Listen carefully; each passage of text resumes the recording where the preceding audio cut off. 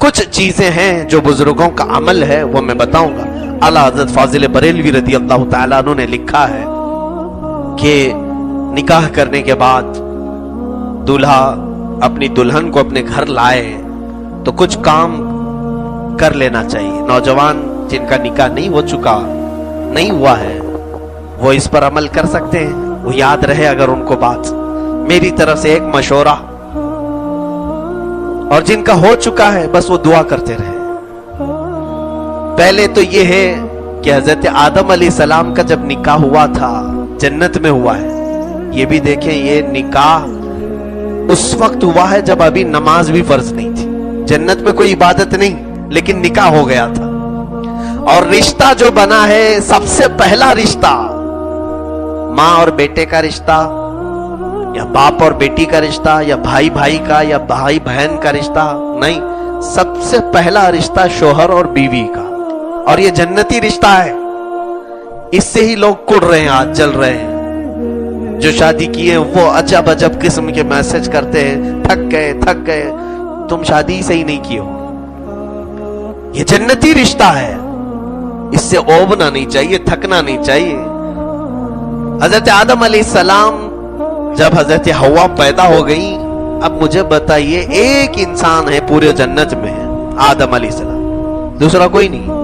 اور پیدا ہوئی ایک عورت, ان کے علاوہ کسی اور کے لیے ہو سکتی تھی, وہ بنائی گئی ہے حضرت آدم کے لیے.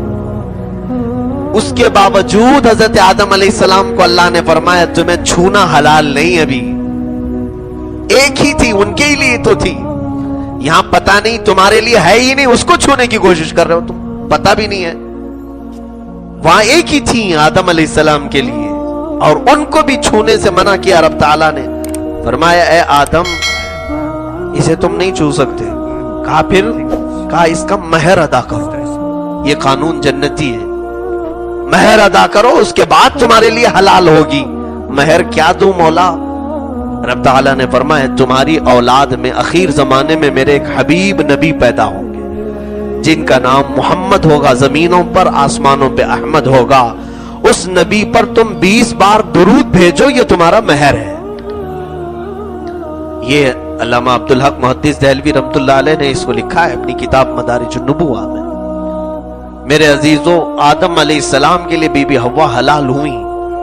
اب میں جو چیز بتانا چاہ رہا ہوں, حضرت آدم علیہ السلام, حضرت بی بی حوا ان کے لیے جو حلال ہوئی, وہی یہاں پر میں نوجوانوں سے بھی کہوں گا تم مہر جو بھی باندھتے ہو باندھ لو. 5,000 7,000 10,000 تمہاری حیثیت کے مطابق, لیکن ساتھ ہی تمہاری دلہن گھر پر آنے سے قبل ہی مصطفیٰ کریم صلی اللہ علیہ وسلم کی ذات پر تم بھی درود پاک بھیجو. 20 نہ صحیح 100 مرتبہ تم اپنی طاقت استعداد کے مطابق جتنا ہو سکے, تاکہ یہ شریعت کا جو قانونی مہر ہے وہ پیسوں سے تم نے ادا کر دیا, اور جو آدم علیہ السلام کا جنتی مہر ہے وہ بھی تم سے ادا ہو جائے. ایک تو یہ طریقہ, یہ میرا مشورہ ہے.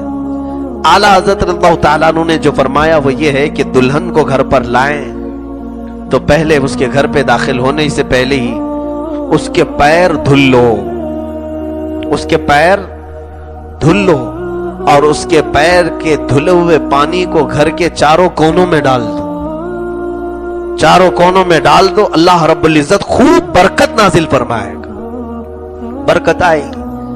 اور دلہن جب گھر پر آ جائے تو پھر فرمایا کہ رات کو جب تم تنہائی میں ہو جاؤ گے, حجلے عروسی میں تم آئے, آج پہلی رات سے ملاقات اور بیل آئیکن پریس کریں, تو دلہن اور دولہا جب اکیلے ہو جائیں, تنہائی ہو جائے, خلوت صحیحہ ہو جائے, تو سب سے پہلے وہ اپنے غلط طریقوں سے ملاقات نہ کریں.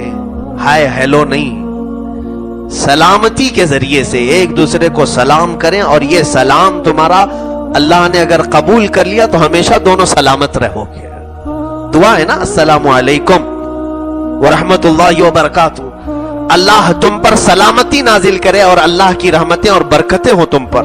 دلہن اگر پہلے سلام کر رہی ہے تو دولہے کے لیے, یا دولہا اگر پہلے سلام کر رہا ہے تو دلہن کے لیے. لیکن کوئی اس میں یہ ضروری نہیں ہے کہ پہل کسے کرنا چاہیے, جو چاہے کر سکتا ہے. سلام کے ذریعے سے ابتدا ہو اس کے بعد ابھی وہ اپنی دیگر گفتگو شروع کرنے سے پہلے، اپنے دیگر معاملات کرنے سے پہلے سب سے پہلا کام وہ یہ کرے کہ دلہن کا دوپٹہ لے لے، اس کو مصلی بنائے، جانماز بنائے، اور مرد باوضو عورت دلہن کے پاس جائے جب وہ پہلی رات میں جا رہا ہو، اور اسی دوپٹے کو مصلی بنا کر اس پر 2 رکعت نفل ادا کرے، اور اس کے پیچھے اس کی دلہن اسی دوپٹے پر 2 رکعت نماز ادا کرے، اور پھر اس کی پیشانی پر اپنا ہاتھ رکھ کر کے دولہا صرف یہ دعا کرے، اللہم انی اسألک من خیرہا و خیر ما جبلتہا علی، یعنی اے اللہ میں تجھ سے صرف اس کی خیر کا سوال کرتا ہوں، اور جس پر یہ جن اچھائیوں پر تو نے اس کو پیدا کیا محض مجھے صرف وہی اچھائیاں دکھا، اور میں اس کے شر سے پناہ مانگتا ہوں، اور جو بری چیزیں اس کے اندر ہیں اس تمام چیزوں سے مجھے بچائے رکھ۔ یہ دعا کے بعد آگے کے معاملات کریں۔ اعلیٰ حضرت رضی اللہ تعالیٰ عنہ نے لکھا ہے مولا تعالیٰ موت تک ان دونوں کو سلامت رکھے، اس طرح کے مزید بیان ان کو نیک و صالح جوڑوں میں شمار کیا جائے، ان کو صالحین میں شمار کیا جائے۔ یہ زندگی گزارنے کے اور طور طریقے شروعات کی یہ تمام چیزیں ہیں۔ سوال تو یہ کوئی نہیں کرتا ہے نوجوان آ کر کے، پہلے یہ پوچھتا ہے شیروانی کیسے سلاؤں، مفتی صاحب اچھا مشورہ دے دیں، آپ جوتے کیسے سلواؤں، امامہ کیسے بندواؤں، مجھے اسی کام کے لیے رکھا ہے۔